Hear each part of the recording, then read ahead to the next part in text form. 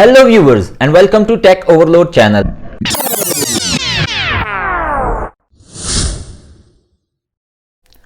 तो viewers, how to trade forex के second part में खुशामदीद कि आप पाकिस्तान में किस तरीके से ट्रेडिंग कर सकते हैं।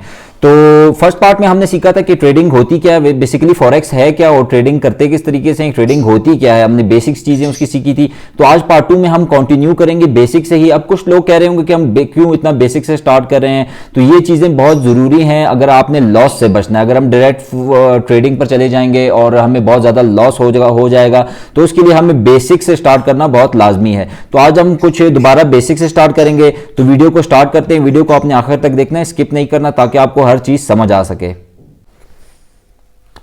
तो वीडियो को हम स्टार्ट करते हैं।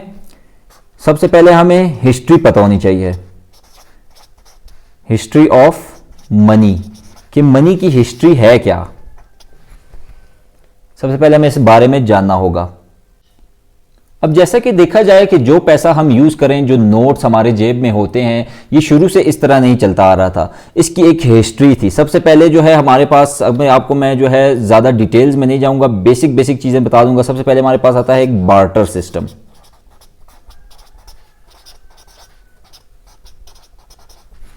तो सबसे शुरू में एक बार्टर सिस्टम हुआ करता था। नंबर 1 पर हम इसे कर लेते हैं। इसमें जो है एक्सचेंज ऑफ थिंग्स होती थी, एक्सचेंज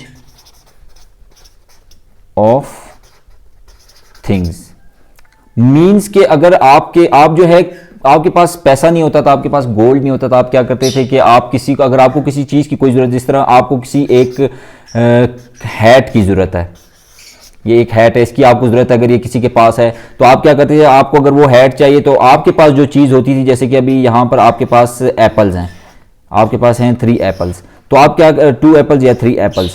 अब इस हैट की जो कीमत होती थी वो 2 एप्पल्स या 3 एप्पल्स होती थी। आप क्या करते थे, एक्सचेंज करते थे इसको। जिस बंदे के पास हैट होती थी वो हैट देना चाहता था, अगर उसे एप्पल की जरूरत है तो आप उसको एप्पल दे देते थे और उसके बदले में आपको मिल जाती थी हैट। तो इस तरह का सिस्टम, कुछ बेसिक मैं आपको बता रहा हूं कि इस तरह का सिस्टम हुआ करता था। आप थिंग्स के बदले जो है चीजें, मतलब चीजों के बदले चीजें एक्सचेंज किया करते थे, चीजों के बदले चीजें एक्सचेंज किया करते थे आप। शुरू में हमारे पास इसको कहते हैं बार्टर सिस्टम। इस तरह का सिस्टम हुआ करते थे जब करेंसी हमारे पास नहीं होती थी। तो उसके बाद जो है हमारे पास सेकंड में जो आता है वो आता है गोल्ड सिस्टम। सेकंड में हमारे पास आ जाता है गोल्ड। उसके बाद जो है गोल्ड आ गया। गोल्ड मतलब किस तरह आ गया कि गोल्ड की ब्रिक्स होती थी, गोल्ड के कॉइन्स होते थे, और गोल्ड जो है वो, मतलब अभी देखें, अगर आपको एक हैट की जरूरत है, आपको हैट की जरूरत है और आपके पास एप्पल्स नहीं है, आपके पास कोई और चीज है, और उस बंदे को जो है वो कोई और चीज नहीं चाहिए, उसको एप्पल ही चाहिए, तो यहां पर हमारा सिस्टम जो है, हमारी ट्रेड जो है वो खराब हो जाती थी। मतलब हमें हैट चाहिए लेकिन उसके लिए हमें तीसरा बंदा जो है वो करना पड़ता था, जिसके साथ हम एप्पल चेंज करें और उससे कोई और चीज ले लें। तो इस तरीके से जो है काफी मुश्किलात होती थी। तो गोल्ड में ऐसा होता था, गोल्ड तो एक तो लिमिटेड था, मतलब ये नहीं था कि वो बहुत ज्यादा था, लिमिटेड था और ड्यूरेबल था। यानी ड्यूरेबल मतलब इस तरह था, गोल्ड जो था वो लिमिटेड भी था और ड्यूरेबल भी था।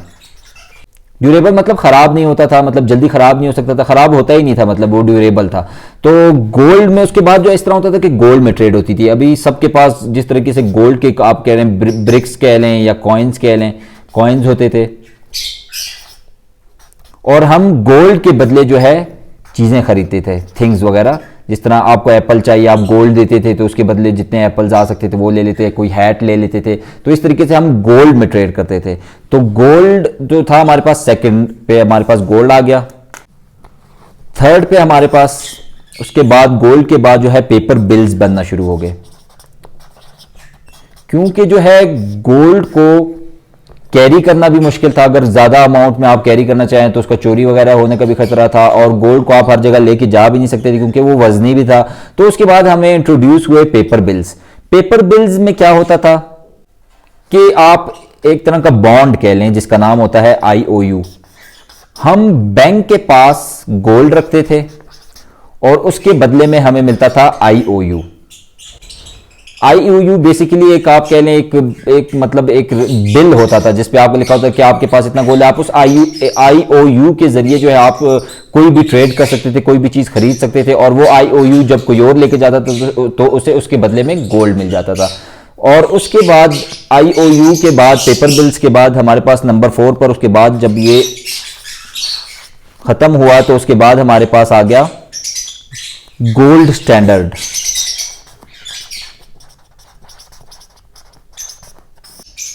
जब ये मेथड इंट्रोड्यूस हुआ तो इसमें कुछ इस तरीके से था कि जो हमारे पास गोल्ड होता था उसके एक वैल्यू होती थी जो कि डॉलर्स में होती थी।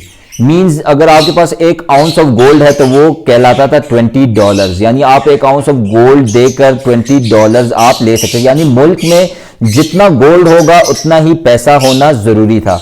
मतलब अगर आपके पास 1 आउंस ऑफ गोल्ड है तो आप उसके जरिए $20 यानी आपको मिल सकते थे। अच्छा, इसके बाद जो आखिर में जो मेथड, जो बिल्कुल आखिरी मेथड था जो इंट्रोड्यूस हुआ, उसे हम कहते हैं ब्रेटन वुड्स।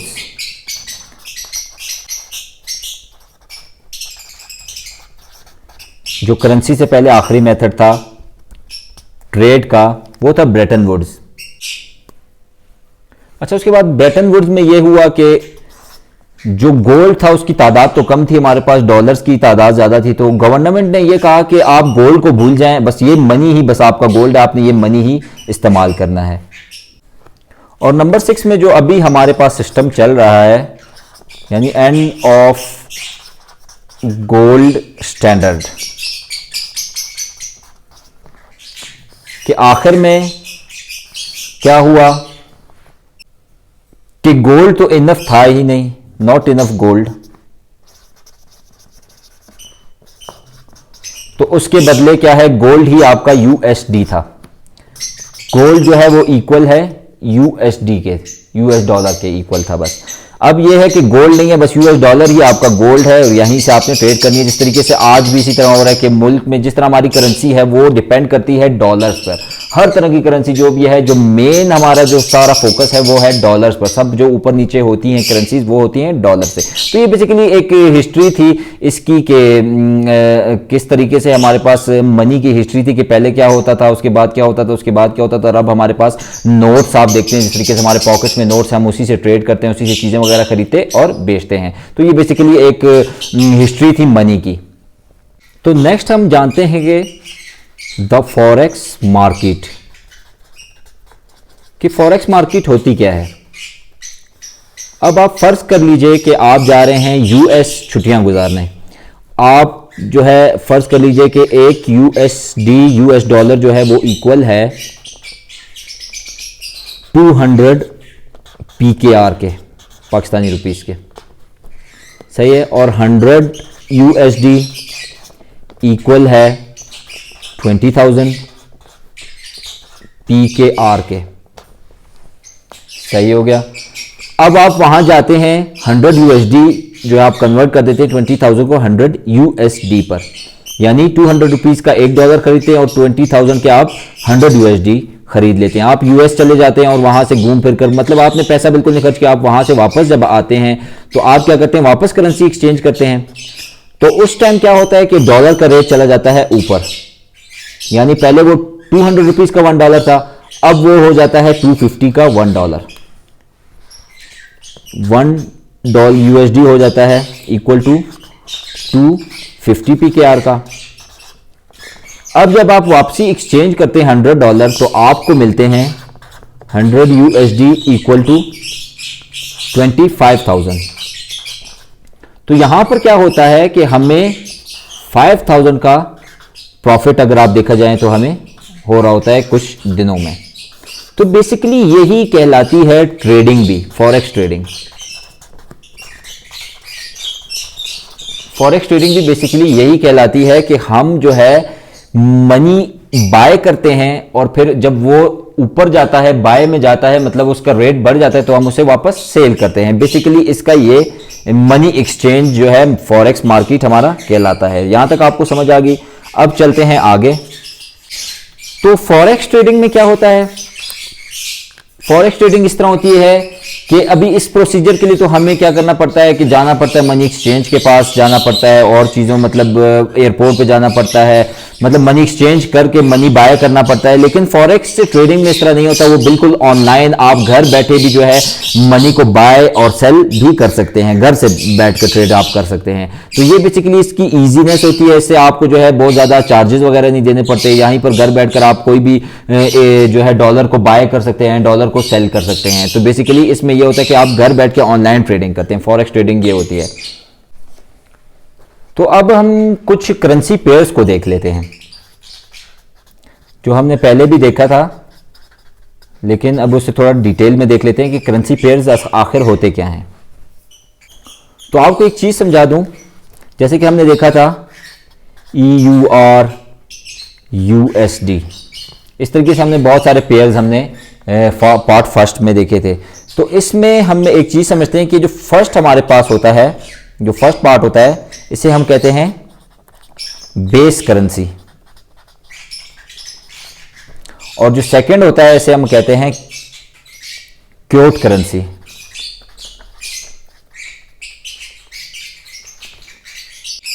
और इसी तरीके से फर्स्ट वाले को हम कहते हैं बेस करेंसी और सेकंड वाले को हम कहते हैं क्योट करेंसी। और इसी तरीके से जो है हर करेंसी के कोड्स होते हैं। अब कोड्स क्या होते हैं? कोड्स मुश्तमिल होते हैं तीन वर्ड्स पर, तीन मतलब सैम्बल्स पर। जिस तरीके से मैंने आपको समझाया था कि EUR होता है यूरो, इसी तरीके से होता है USD US डॉलर्स, इसी तरीके से है CAD कैनेडियन डॉलर्स, इसी तरीके से है ऑस्ट्रेलियन डॉलर्स AUD, इसी तरीके से जिस तरह PKR आ जाता है, INR आ जाता है इंडियन रुपीज़, मैंने पार्ट फर्स्ट में भी आप लोगों को समझाया था। इसी तरीके से न्यूजीलैंड डॉलर्स आ जाता है हमारे पास। तो ये कुछ करेंसी कोड्स होते हैं, इसके बारे में आपको समझ आ गया। और इनके आपस में पेयर्स होते हैं, जिस तरीके से ये पेयर्स है। इसके फर्स्ट वाले को हम कहते हैं बेस करेंसी और सेकंड वाले को हम कहते हैं क्योट करेंसी। ये बेसिक कुछ चीज़ें थी जो करेंसी पेयर्स के बारे में हमें पता होनी चाहिए। अच्छा, इसके बाद हम जान लेते हैं कुछ मेजर पेयर्स। मेजर पेयर्स के मोस्ट जिनमें जो है ट्रेड होती है करेंसीज में, उनके पेयर्स कौन कौन से हैं? मोस्ट ट्रेडेड करेंसीज जिन पे ट्रेड होती है, वो कौन से पेयर्स हैं हमारे पास? सबसे पहले मोस्ट ट्रेडेड करेंसीज देख लेते हैं कि कौन सी करेंसीज में ज़्यादा ट्रेड होती है। इसी तरीके से हमारे पास है USD यानी US डॉलर, EUR यानी यूरो, JPY यानी जैपनीज येन, GBP यानी ब्रिटिश पाउंड, AUD यानी ऑस्ट्रेलियन डॉलर्स, CAD यानी कैनेडियन डॉलर्स, और CHF स्विस फ्रैंक। ये कुछ ऐसी करेंसीज हैं जिसमें जो है बहुत ज्यादा ट्रेडिंग होती है। अब चले जाते हैं कुछ मेजर पेयर्स की तरफ। मेजर पेयर्स कौन से हैं? मेजर पेयर्स में हमारे पास सबसे पहले आ जाता है GBP USD। ये मेजर पेयर्स हैं जिनमें बहुत ज़्यादा ट्रेडिंग होती है, जो बहुत जिनमें ज़्यादा तरीके से ज़्यादातर करनी भी चाहिए ट्रेडिंग। इसके अलावा आता है हमारे पास USD, CAD, उसके बाद आता है AUD, USD, CHF, USD, JPY, euro, USD, New Zealand USD। ये कुछ मेजर पेयर्स हैं जिनमें ज़्यादातर ट्रेडिंग होती है। ये भी आपको पता चल गया कि मोस्ट ट्रेडेड करेंसीज कौन सी हैं, और ये भी पता चल गया कि मेजर पेयर्स कौन से हैं। अब आगे चलते हैं हम। अच्छा, कुछ तो मेजर पेयर्स होते हैं, कुछ होते हैं क्रॉस पेयर्स, जिन्हें हम क्रॉस पेयर्स कहते हैं। अभी मेजर पेयर्स में तो हर पेयर के साथ, मतलब हर करेंसी के साथ USD लाजमी होता है, या शुरू में होता है या आखिर में होता है, USD लाजमी होता है। अब कुछ ऐसे पेयर होते हैं जो क्रॉस पेयर होते हैं, जैसे कि उसमें USD नहीं आता, जैसे कि आ गया यूरो JPY, जैसे कि आ गया न्यूजीलैंड JPY, जैसे कि आ गया यूरो AUD, जैसे कि GBP, JPY, इस तरीके से बहुत सारे क्रॉस पेयर्स भी होते हैं जो मतलब जिनमें USD नहीं होता, वो आपस में दूसरी करेंसीज के पेयर्स होते हैं। तो यहां तक भी आपको समझ आ गई। अभी हमने ये भी समझ लिया कि मेजर पेयर्स क्या होते हैं और कुछ बेसिक्स और चीजें भी समझ ली कि फॉरेक्स ट्रेडिंग क्या होती है, करेंसी जो है, मनी की हिस्ट्री भी हमने पढ़ ली। तो अब आगे हम चलते हैं मार्केट स्ट्रक्चर की तरफ। मार्केट स्ट्रक्चर,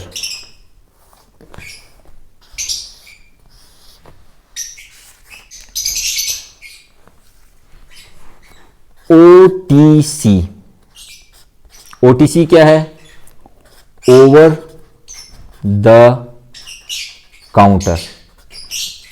यानी फॉरेक्स ट्रेडिंग जो है, हम जो बाय और सेलिंग कर रहे हैं वो कहीं से भी किसी भी जगह से खरीद सकते हैं या बेच सकते हैं। इसके लिए जरूरी नहीं है कि हमने किसी के पास जाना है, बैंक जाना है, वहां पर हमने खरीदना बेचना है। आप घर से बैठ के भी, ओवर द काउंटर का मतलब यही है कि हम घर से बैठ के भी खरीद सकते हैं, कहीं भी खरीद सकते हैं। किसी मार्केट जाके खरीदने की जरूरत नहीं है हमें, कहीं भी से खरीद सकते हैं हम कोई भी पेयर, कोई भी करेंसी।